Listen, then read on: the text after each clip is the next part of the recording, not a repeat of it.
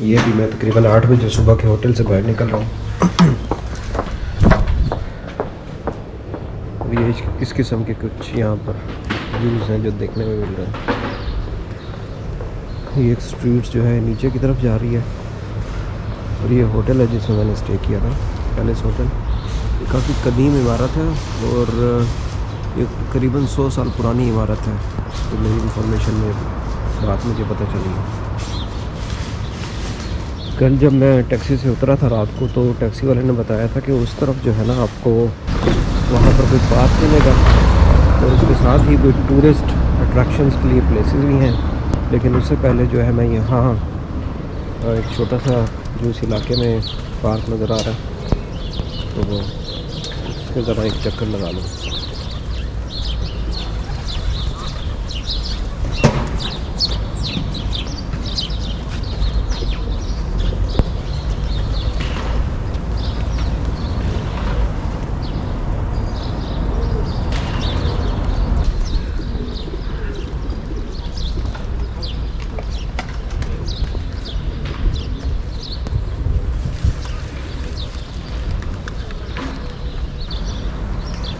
अब यहाँ तो सारा लिखा भी सर्बियन लैंग्वेज में है और ये पता नहीं अभी किसका स्टैचू है।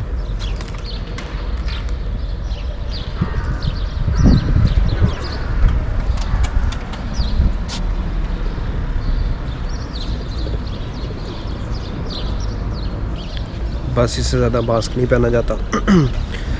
मास्क अभी उतार दिया है। और कल मैं एज आई सेड अर्लियर के मैं तकरीबन कल 20 किलोमीटर इस्तांबुल में पैदल चलता रहा और अल्हम्दुलिल्लाह। लेकिन हाँ, एक उसके बाद मैंने पैराडोल खा ली थी एहतियातन के। इतना ज़्यादा वॉक करने से सम टाइम जो है ना बुखार वगैरह भी हो जाता है और आजकल के दिनों में बुखार होना बड़ा नुकसानदेह साबित हो सकता है।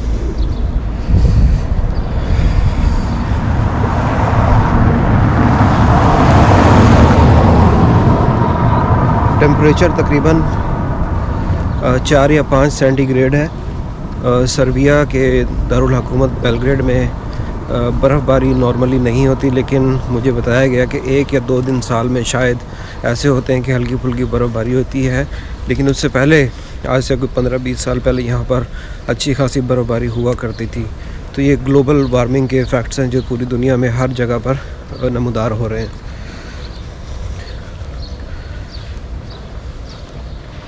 ये कबूतर जो है, मैं जहाँ जहाँ जा रहा हूँ मेरे पीछे पीछे आ रहे हैं, लेकिन अनफॉर्चुनेटली मेरे पास अभी तो फ़िलहाल ऐसा कुछ नहीं है कि मैं इनको कुछ खिला सकूँ।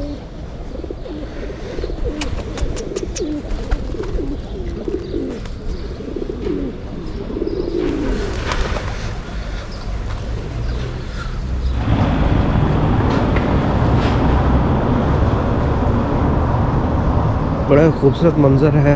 यूरोप की ये जो पुरानी इमारतें होती हैं, तकरीबन इनका जो आर्किटेक्चरल डिज़ाइन होता है वो करीबन मिलता जुलता होता है। दुकानें अभी सब की सब बंद हैं और उसकी वजह ज़ाहिर है आज संडे है और अभी सुबह के टाइम भी कम हुआ है, तो ज़ाहिर है संडे को इतनी जल्दी दुकान तो कोई नहीं खोलता।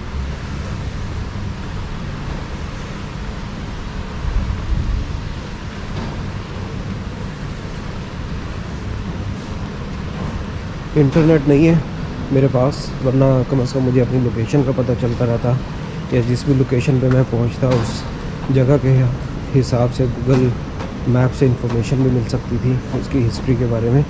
लेकिन अनफॉर्चुनेटली इंटरनेट नहीं है मेरे पास।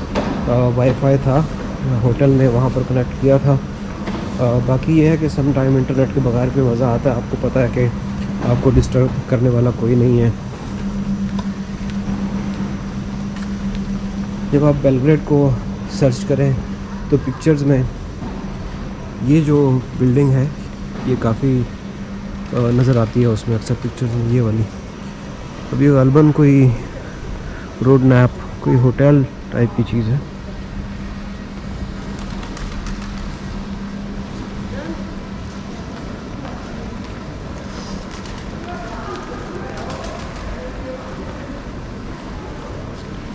यार ये इतना रोड ऐसे कैसे साफ़ कर लेते हैं भाई, हमसे तो अपना घर नहीं होता।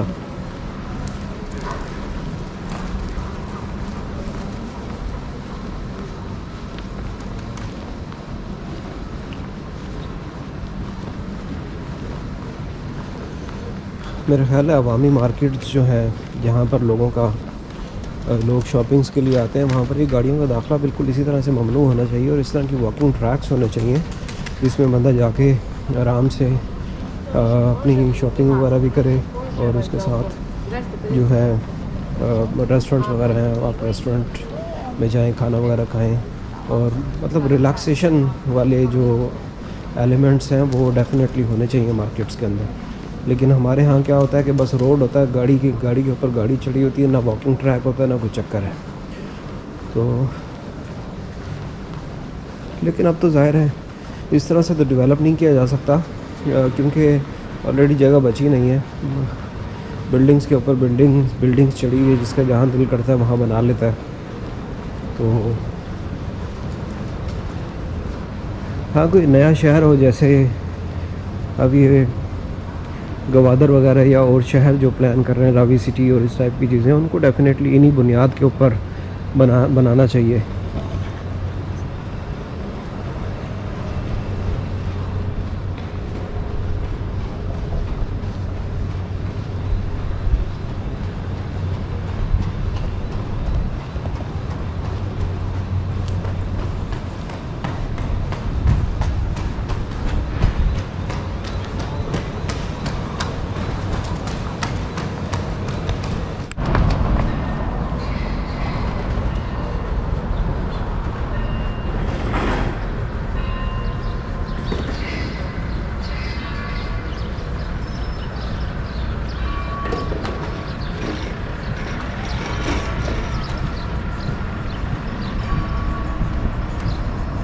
ये घुड़सवार का स्टैचू मुझे नज़र आ रहा है। ज़ाहिर है ये पढ़ नहीं पाऊँगा कि इसके ऊपर ये स्टैचू है किसका, लेकिन ये कोई इनका लोकल हीरो ही होगा जिसने ऑटोमन एम्पायर्स के ख़िलाफ़ कुछ जंग लड़ी होगी।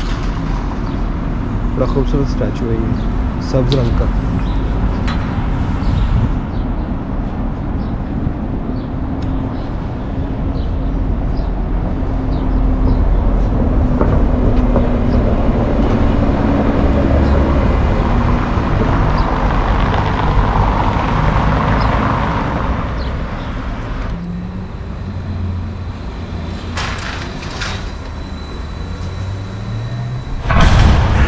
पीछे मेरे एक गाड़ी खड़ी है, तो ये बेसिकली टूर ऑपरेटर्स हैं, इनसे मेरी अभी बात हो रही थी।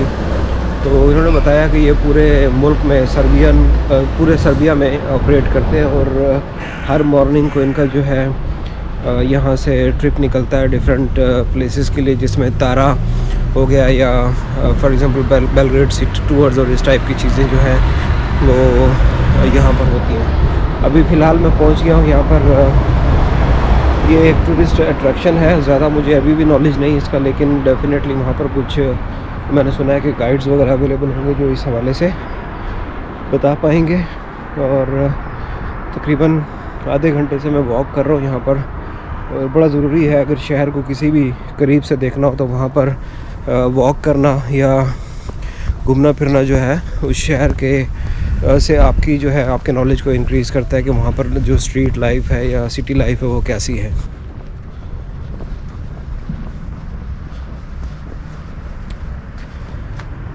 ओहो, ये भी इंग्लिश में नहीं है भाई। अच्छा नहीं, ये है इधर सहर टाउन वाज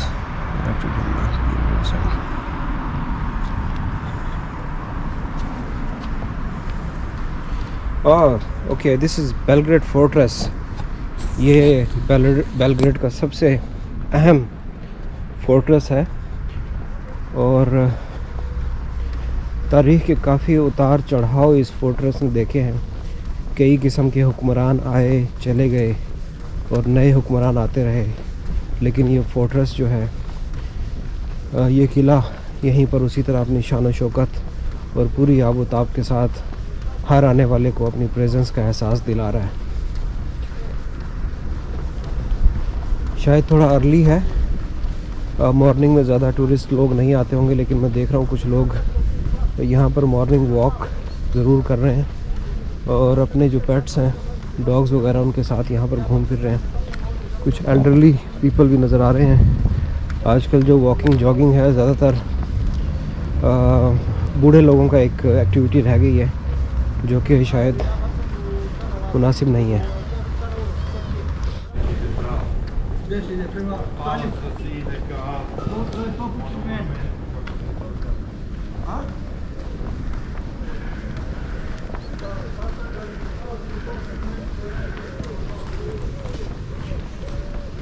ये इस फोर्ट्रेस की एंट्रेंस है।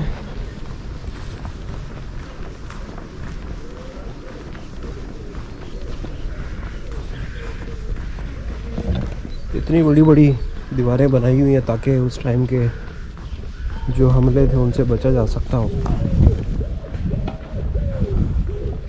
यहाँ पर पुराने ज़माने में शायद बादशाह और उनके जो लोग होते होंगे वो कबड्डी खेलते होंगे। आजकल टेनिस हो रही है, ज़माना तब्दील हो गया है। किसी वक्त यहाँ पर जहाँ घोड़े दौड़ते होंगे अब कुत्ते दौड़ रहे हैं।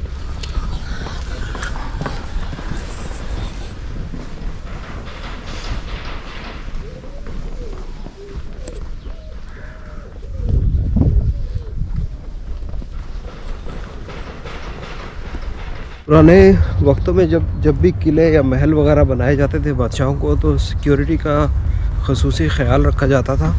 और अक्सर देखने में आया कि एक साइड पे या तो पहाड़ी सिलसिला ऐसा होगा कि इन्वेडर्स के लिए डेफिनेटली एक मुश्किल क्रिएट करेगा, या फिर उसके आसपास कोई दरिया होगा कि जहाँ पर आसानी से कोई हमला वगैरह या इस टाइप का इशू क्रिएट ना हो सके।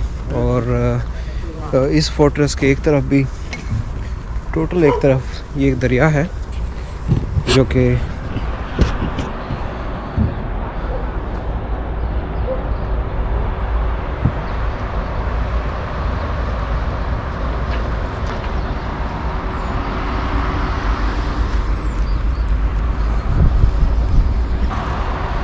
काफ़ी बड़ा ये इलाका है और अच्छी खासी एक्टिविटीज़ यहाँ पर चल रही हैं मॉर्निंग वॉक्स की। हर तस्वीर के दो रुख होते हैं, एक रुख जो आपको दिखाया जाता है और एक उसका दूसरा रुख होता है कि जिसको देखे बगैर किसी भी चीज़ के हवाले से अपनी राय कायम करना शायद मुनासिब नहीं होगी। ऑटोमन एम्पायर के ख़िलाफ़ काफ़ी बातें यहाँ पर मैंने पढ़ी कि जब वो यहाँ पर हमला आवर हुए तो किस तरह उन्होंने शहरों को तबाह किया, जिसमें बेलग्रेड की मिसालें भी उसमें लिखी हुई थी। और यहाँ के जो उस वक़्त के लोकल बादशाह थे, उन्होंने जब उस हमले को एक किस्म का वेलकम किया और उसके सामने खड़े हो गए तो उनकी भी हीरोइज़म या आप ये कह लीजिए कि उनकी बहादुरी के किस्से मैंने यहाँ पर पढ़े। तो ऑटोमन एम्पायर को ज़ाहिर है हमें इस किस्म की हिस्ट्री पढ़ाई जाती है कि जिसमें ऑटोमन एम्पायर को ही एक हीरोइक साइड पे रखा जाता है, जबकि शायद जहाँ जहाँ उन्होंने हमले किए या और भी जो एम्पायर्स हैं दुनिया में बनी थी, जहाँ जहाँ उन्होंने हमले किए थे उससे कई हज़ारों लाखों लोग मुतासिर हुए, जानें उन्होंने दी और अपने घरों को तबाह किया। तो ये तस्वीर का दूसरा रुख बड़ा अहमियत का हामिल होता है। इससे पहले कि हम अपनी किसी भी हवाले से राय कायम करें, तस्वीर के दूसरे रुख को जान लेना बहुत ज़रूरी होता है।